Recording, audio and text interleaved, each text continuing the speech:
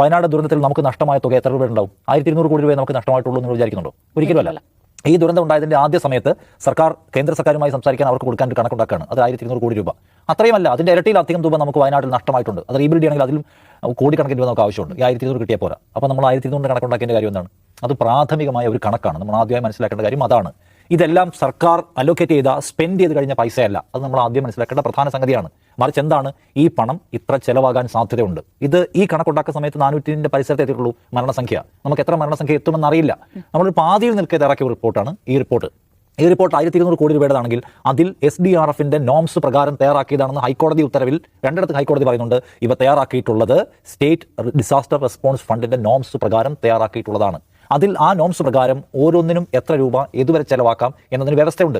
ആ വ്യവസ്ഥയെ മുൻനിർത്തിക്കൊണ്ടാണ് ഒരു മൃതദേഹം സംസ്കരിക്കാൻ, ആ മൃതദേഹത്തിന്റെ ട്രാൻസ്പോർട്ടേഷൻ, അതിന്റെ ഓട്ടോപ്സി, അതുപോലുള്ള കാര്യങ്ങളൊക്കെ ഉൾപ്പെടുത്തി ആ മൃതദേഹത്തിന്റെ സംസ്കാരം പൂർത്തിയാക്കാൻ പരമാവധി നോംസ് പ്രകാരം ക്ലെയിം ചെയ്യാൻ കഴിയുന്നത് 75,000 ആണ്. അത്രയും ക്ലെയിം ചെയ്തിരിക്കുകയാണ്. ചിലപ്പോൾ എല്ലാത്തിനും അത്രയും ചിലവായിട്ടുണ്ടാവില്ല. പക്ഷെ നമ്മൾ ക്ലെയിം ചെയ്യുന്നതിനാണ് പരമാവധി സഹായം നമുക്ക് ആവശ്യമുള്ളതുകൊണ്ടാണ്. എങ്കിലും നിങ്ങൾ നോക്കൂ, ആ നോംസ് അനുസരിച്ച് ദുരിതാശ്വാസ സഹായമായി നമുക്ക് കിട്ടാൻ സാധ്യതയുള്ളത് ഈ കണക്കിലും 200 കോടി രൂപയുള്ളൂ. ബാക്കിയെല്ലാം നമ്മുടെ നഷ്ടത്തെക്കുറിച്ച് നമ്മൾ വിലാപം പറയുകയാണ്. കിട്ടാൻ പോകുന്ന 200 കോടി ഉള്ളത് കിട്ടിയാൽ മതിയോ? കേന്ദ്ര സർക്കാർ ഒരു വീടിന് എത്ര രൂപ തരുമെന്നാണ് ദിവ്യ വിചാരിക്കുന്നത്? 1,31,000 രൂപ തരൂ. എത്ര 1,31,000 കൊണ്ട് നമുക്ക് വീട് വയ്ക്കാൻ പറ്റും? നമ്മൾ 6 ലക്ഷം രൂപ മരിച്ചവരുടെ കുടുംബത്തിന് കൊടുത്തിട്ടുണ്ട്, കേന്ദ്ര സർക്കാർ തരുന്നുണ്ട്. അത്രയും പൈസ തരുന്നില്ല, നമ്മൾ അഡീഷണൽ പൈസ കൊടുത്തിട്ടുണ്ട്. അപ്പൊ കേന്ദ്ര സർക്കാരിന്റെ ഭാഗമായി നിയമപ്രകാരം കിട്ടാനുള്ളത് ഈ കണക്കിന്റെ എത്രയാണ്?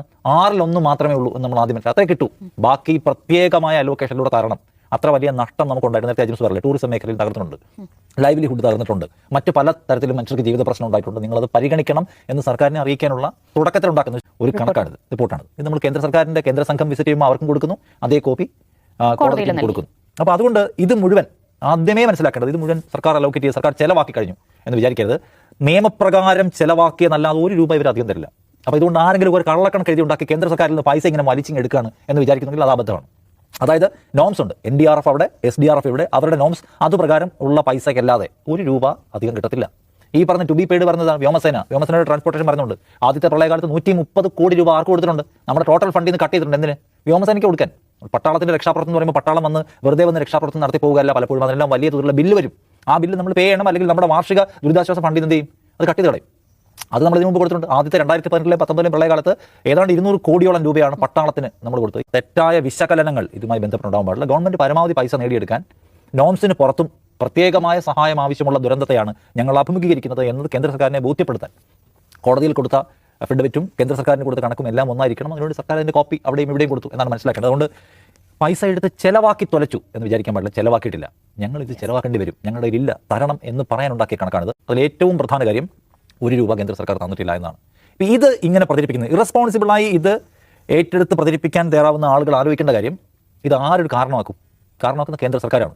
ഇതിന് മുൻപും പലപ്പോഴും നമുക്ക് പണം തരാത്തത്, നമ്മുടെ സംസ്ഥാനം അനുഭവിക്കുന്ന ഗുരുതരമായ സാമ്പത്തിക പ്രതിസന്ധിക്ക് പണം അനുവദിക്കാത്ത സാഹചര്യം വന്നപ്പോൾ കണക്ക് കൊടുക്കാത്തതുകൊണ്ടാണ്, കണക്ക് തെറ്റാത്തതുകൊണ്ടാണ് നമുക്ക് പൈസ തരാത്തുന്ന വ്യാജം പ്രചരിപ്പിച്ച് പണം തരാതിരിക്കുന്നവരാണ്.